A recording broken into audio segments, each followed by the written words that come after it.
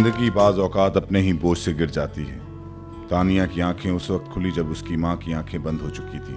तानिया या तानिया जैसी हर लड़की जब अपनी बूढ़ी माँ का सहारा बनने के लिए घर से निकलती है तो बाहर की दुनिया में कदम रखते ही बहुत सी गरीब लड़कियां मंजिल पर पहुंचने से पहले भटक जाती हैं। मेरा नाम तानिया है। मैं एक बेवा माँ की बेटी थी।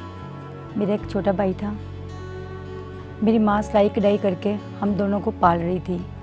वो हमें पढ़ाना लिखाना चाहती थी, हमें आगे बढ़ाना चाहती थी। मेरा भाई मुझसे 2 साल छोटा था, मुझसे बहुत प्यार करता था, मगर वो बहुत छोटा था।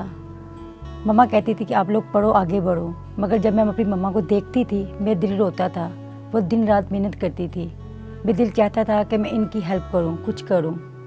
आगे बढ़ने के लिए मैं हर वक्त ज़िद करती थी कि आप मुझे कुछ करने दें। बहुत ज़िद करने के बाद उन्होंने मुझे कहा ठीक है, आप एक ब्यूटी पार्लर है, आप वहाँ जाओ, आप वहाँ से कुछ सीखो, फिर आगे हम आपको बना के देंगे, फिर आप आगे चलना। जिंदगी के मुश्किल रास्ते पर तानिया अपनी माँ का साथ देना चाहती थी, माँ का दुख बांटना चाहती थी, मगर वो इस बात से बेखबर थी कि घर की दहलीज पार करके माँ के लिए जो सुख वो ढूंढने जा रही है वही उसकी माँ के लिए एक दिन सबसे बड़ा दुख बन जाएगा।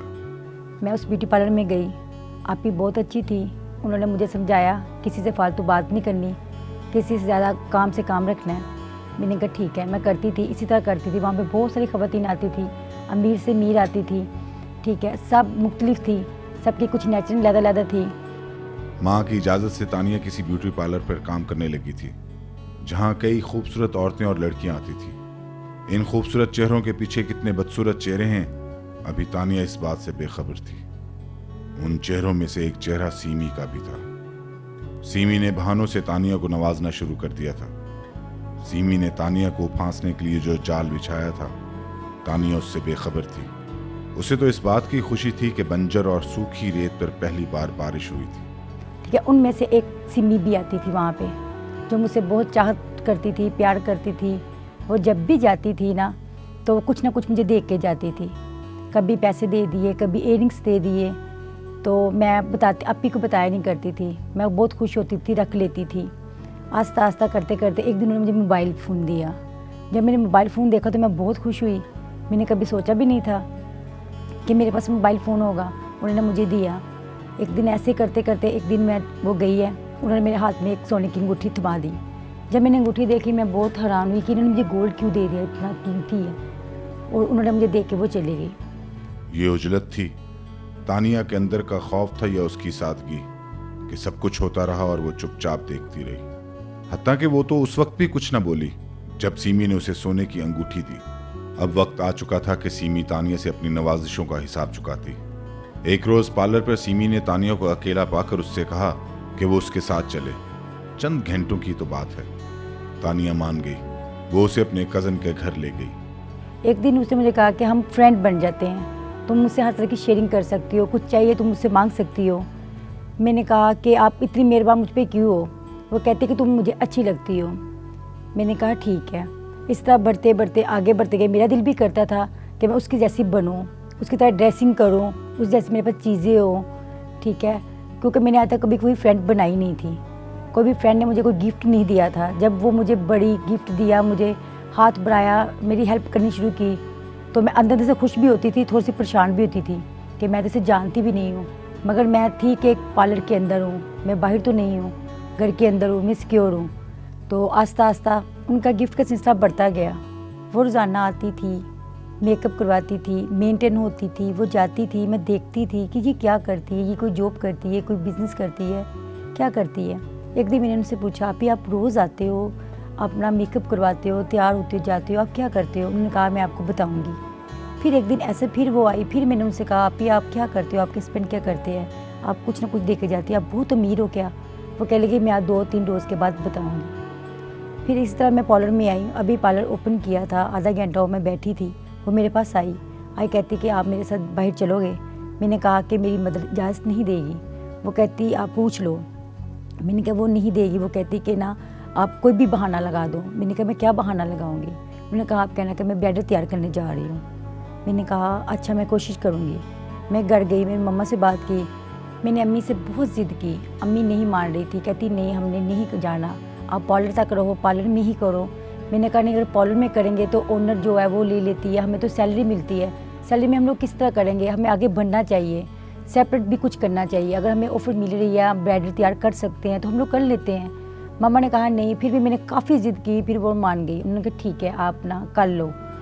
तो फिर मैं उनको कहा, फ़ोन किया, मैंने कहा कि आप आ जाओ, तो मैं रेडी हूँ। वो आई, उन्होंने फ़ोन किया, गाड़ी में बैठी थी, उन्होंने फ़ोन किया, मैं बाहर निकली तो मैंने देखा बहुत बड़ी गाड़ी थी, अच्छी गाड़ी थी, ब्लैक शीशे थे उसके। जब हम अंदर बैठ जाते थे तो हम लोग बाहर वाले को देख सकते थे, मगर बाहर वाले हमें देख नहीं सकते थे। मैं बैठी, मैं बड़ी खुश थी, मुझे अच्छा लग रहा था कि मैं कहीं जा रही हूँ, फर्स्ट टाइम जा रही हूँ, क्योंकि मैं एक घर के अंदर रहती थी, बाहर नहीं जाती थी। अगर मुझे इजाज़त पहले थी, स्कूल तक थी, अगर उसके बाद थी तो मुझे पार्लर तक थी, उससे ज़्यादा मैं बाहर जा नहीं सकती थी और कभी गई भी नहीं थी। भाई मेरा छोटा था, उसके साथ मैं नहीं जा सकती थी। देन हुआ ये कि मैंने उनके साथ बैठी और वो मुझे ले गई, क्योंकि मुझे रास्तों का भी नहीं पता था कि रास्ते कहाँ जा रहा है, कहाँ नहीं जा रहा, क्योंकि मेरे ना तो फादर थे कि जिनके साथ मैं कभी घूमने फिरने जाती। मैं जब उनके साथ चली गई, फिर वो गई एक घर के अंदर ले गई मुझे। घर के अंदर गए हैं तो वहाँ पे 2 जेंट्स थे, बैठे हुए थे। उन्होंने कहा बैठ जाओ, मैं बैठ गई। उन्होंने कहा कि ये मेरे कज़न है। मैंने कहा ठीक है। खाने का टाइम था, उन्होंने कहा आप खाना खा लो। मैंने कहा मुझे अभी भूख नहीं है। उन्होंने कहा आप कुछ ना कुछ तो लो ना। मैंने कहा मैंने कुछ, उन्होंने चाय पूछी, मैं कहा मैं चाय नहीं पीती। उन्होंने कोल्ड ड्रिंक कहा, मैं कोल्ड ड्रिंक नहीं पीती। वो जूस ले आए, उन्होंने कहा आप कुछ तो लेना। मैंने जूस पिया, जूस पीते सारे मुझे नशा सा होना शुरू हो गया। मुझे नहीं समझ आ रही थी, मेरे सर चकराने लग गया, बहुत ज़्यादा दिल घबराने लग गया, नहीं समझ आ रही थी। इतने में एक लड़का आया, उसने मुझे पकड़ के साथ वाले रूम में ले गया। हम लोग बैठे हैं, वो पहले मुझसे बातें करता रहा, करते करते करते मेरी आंखें बंद होनी शुरू हो गई। बाद में क्या किया क्या नहीं किया, जब मैं होश में आई हूँ, देखा मैंने तो उसने मेरी इज़्ज़त लूट ली हुई थी। मेरे साथ बहुत बुरा उन्होंने किया, सलूक किया मेरे साथ। मैं तो लूट चुकी थी, मैं तो बर्बाद हो चुकी थी। मैं सोच रही थी कि मैं क्या करूँ, अम्मी से क्या कह के आई थी, अब मैं क्या करूँगी, कैसे होगा। इतने में सिमी मेरे पास आई है। सिमी आई, मैंने उसको पकड़ा, उसको मारा, गाली निकाली कि तुमने ऐसा मेरे साथ क्यों किया। तो उसने कहा मैं तुम्हें ऐसे ही गिफ्ट नहीं देती थी, इतने महंगे महंगे गिफ्ट दे रही थी, तुम्हें मोबाइल दे रही थी, तुम्हें गोल्ड दे रही थी।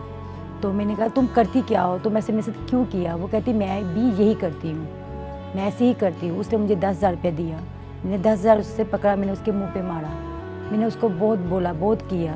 वो मुझे वापस कर रही थी, ये आप ले लो। मैंने कहा मैंने क्या करना है। कहती ले लो, ये दुनिया है, ये चलते रहना है, ये इसी से होगा। अगर तुम कहोगे इसी में मैं गुजारा करूँ, इसी दुनिया आगे बढ़े, इस तरह कभी नहीं हो सकता।